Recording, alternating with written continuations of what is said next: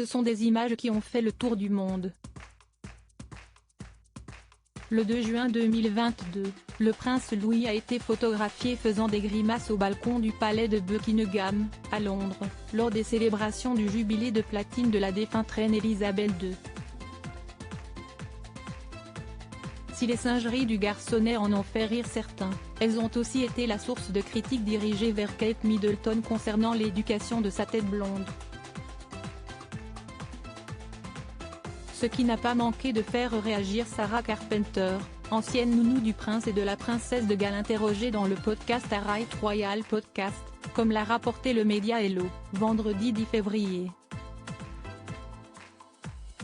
C'est tellement triste que les gens soient négatifs à ce sujet, parce qu'en fait, c'est plutôt rassurant de voir qu'elle élève parfaitement ses enfants et qu'elle fait en sorte que ce petit garçon se sente si à l'aise qu'il puisse se comporter de la sorte, a assuré l'ancienne employée formée au Norland College, dont les diplômés sont régulièrement placés dans les familles aristocratiques britanniques. Et d'appuyer, c'est ce que l'on préfère voir, plutôt qu'un enfant qui ne se sent pas à l'aise dans une telle situation. Vous savez, Louis, Charlotte et George, lors de cet événement public particulier, étaient si à l'aise et si heureux que j'ai simplement pensé que c'était adorable de les voir profiter ainsi.